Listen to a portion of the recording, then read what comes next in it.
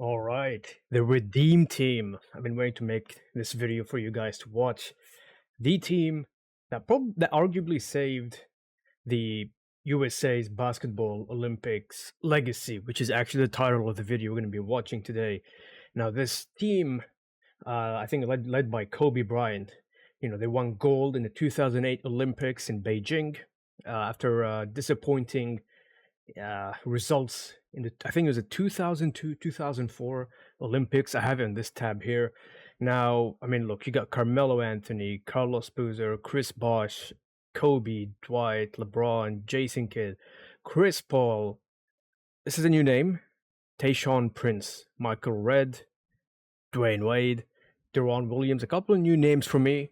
Some familiar names.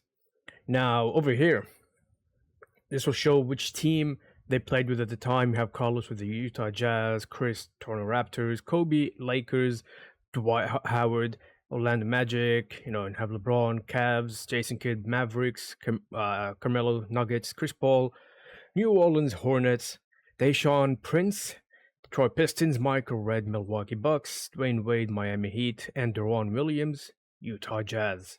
Close this tab here. We got this video today by DKD. Shout out to DKD for this video. I will leave the link in the bio, like always, for you guys to check out, show him some love and support. So yeah, it's gonna be a good video. I'm excited for this one. So as I explained earlier, pretty much how the Redeem Team saved the USA's Olympic basketball legacy. Let's get to it. Imagine being so good at something that your opponent is asking you for autographs after the game. And now imagine that the next time you played that team, you lost to them. You'd feel like you hit rock bottom, utterly embarrassed and humiliated. This was the exact feeling that the 2008 USA men's basketball team carried into the Beijing Olympics. First, let's rewind back to 1992.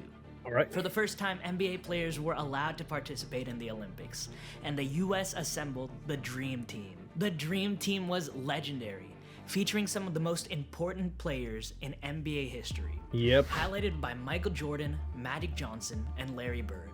Three players who made the NBA as popular as it is today. With the best players in the world finally allowed to play, we got to see just how much better the US was compared to every other country. The first match was against Angola.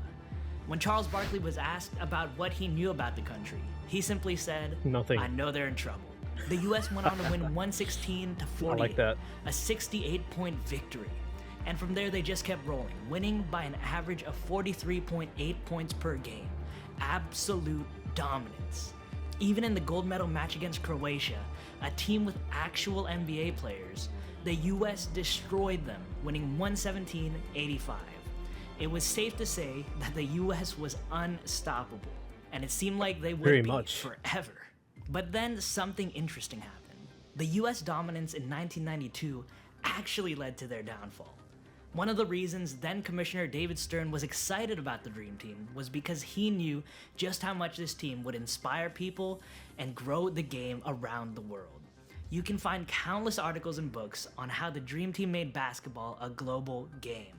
And by 2004, those kids that were inspired by the Dream Team had grown up and become great basketball players in their own right. Their national teams were serious, playing together all the time. They brought a FIFA World Cup mentality and culture to basketball. Meanwhile, in the US, they were still simply putting together a team of NBA All-Stars. But still, with how good the US was at basketball, you'd still think they could easily get the gold medal. The 2004 US men's basketball team, while not the Dream Team, was still impressive. They were coached by Larry Brown, who had just outcoached Phil Jackson to beat the Kobe and Shaq super team Lakers. Damn. They had MVPs Tim Duncan and Allen Iverson, as well as a young LeBron James, Dwayne Wade, and Carmelo Anthony. That's a solid team. They were still expected to bring home the gold. Sure, they finished 6th in the 2002 FIBA World Championship, but no one really knew or cared about that because all the US cared about was the Olympics. So let's get to the opening game. The Dream Team won by 68. What about the 04 team? Oh, wow. Yes, the US lost to Puerto Rico 92-73. That's insane. They lost to NBA journeyman Carlos Arroyo, and then the US lost a few games later to Lithuania. It was an absolute shock and utter embarrassment. The biggest disappointment, though, was losing to Argentina in the semifinal against Manu Ginobili, who wasn't even at his NBA All-Star level yet. It just seemed like he could score at will. This ended the Yeah, US Manu was chances at built gold. different. A far fall from grace from a team that used to win gold medals by 30 plus points. So with that, USA basketball hit reset on the whole program. Yep. Everything changed from the top down. Their first step was hiring Jerry Coangelo to be the managing director. Coangelo was one of the great architects behind the scenes of NBA history, essentially jump-starting the Bulls and Suns in the 60s. The man knew basketball and the history of the game. He respected the game. The first thing Coangelo did was bring in the legendary coach from Duke, Coach K.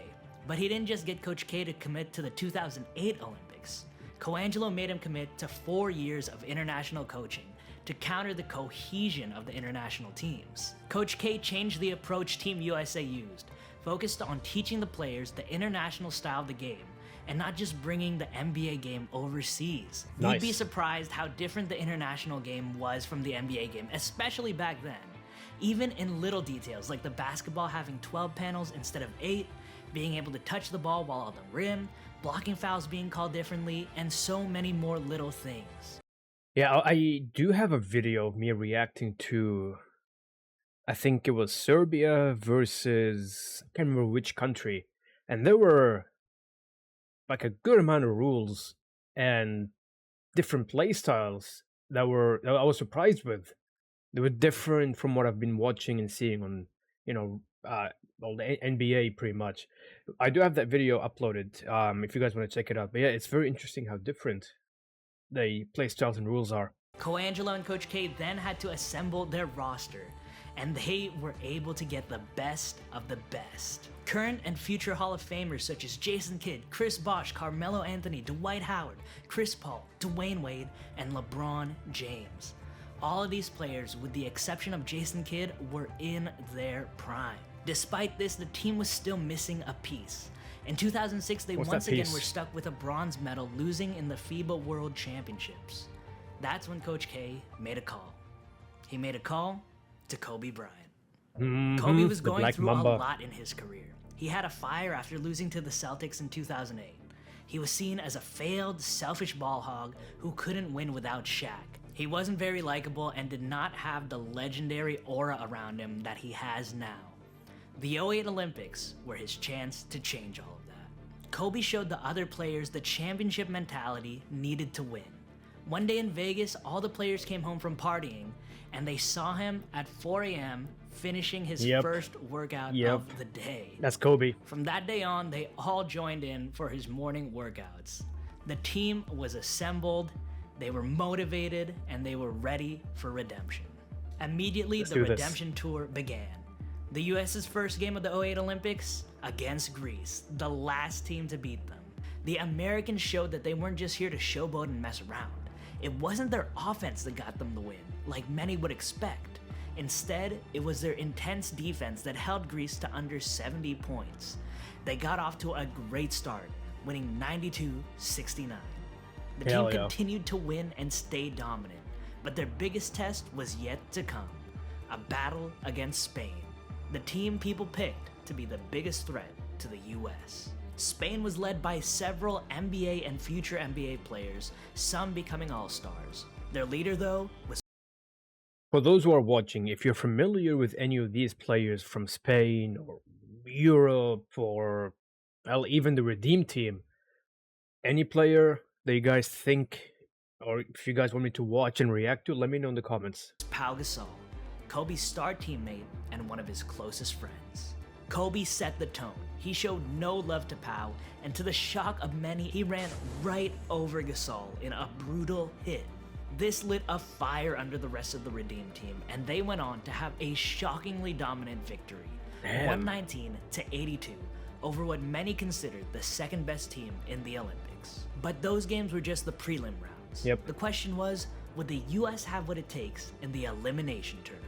That's what Well, we the want to Redeem see. team would be put to the test as they were once again pitted against Argentina and Manu Ginobili in the semifinals. Ooh. This was their chance at revenge, especially for the returning members Wade, James, Melo, and Boozer. For Wade and Kobe, though, it was even more personal. Many in the media in 07 and 08 were raving about Manu after his championships, and some even saying he was the best shooting guard in the NBA. What do you guys think about that? In Jordan-like fashion, Kobe and Wade took it personally. Coach K fanned the Flames too, showing Manu highlights over and over again during film sessions and cutting out newspaper clippings talking about how Manu was better than Wade and Kobe. The game tipped off and a fire was lit under them. Team USA dominated. It wasn't even close. And then Manu got hurt. With their main target of motivation gone, the Redeem Team took their foot off the gas pedal, and Argentina caught them sleeping and caught up. The US woke up by the fourth quarter and ended up winning by 20. They got their revenge, but some saw weakness in them going into the gold medal game. The gold medal game was between the US and Spain. Though the US destroyed them in their first outing, Spain ended up being just as dominant as the Americans against all the other teams in the tournament, and they were hungry for revenge. The game started off rough for Team USA, with both Kobe and LeBron getting 2 fouls in the first quarter. And in the Olympics, you're only allowed 5 fouls before you're out. Because of that, the 2 best players on the team had to sit out. Thankfully for the Redeem Team, Wade subbed in, and he had a chip on his shoulder. Feeling like he should be right up there with Kobe and LeBron in the conversation for best player in the game. And he finally had a chance to show it. Still, Spain did not go away. The US was only up 69-61 headed into the second half. Then, Spain cut the lead to 4 in the third. And then, with 8 minutes to go in the fourth, Rudy Fernandez hit a clutch 3 to cut the lead down to 2. What a shot. That's when Kobe took things into his own hands. Come on. Bryant on the drive, tough shot, gets it to go. 98-92, another 3. Kobe Bryant gets it to go. Bryant coming up huge. Oh, 101-92, fourth quarter. But Spain, led by Rudy Fernandez, still did not go away. Fernandez drives inside. Oh, slam and the foul. Rudy Fernandez. Kobe was determined not to let the US lose though. To Wade on a penetration. Kicks it back. Oh, what a pass. Bryant puts up the 3. That's good. Kobe Bryant from downtown and the foul.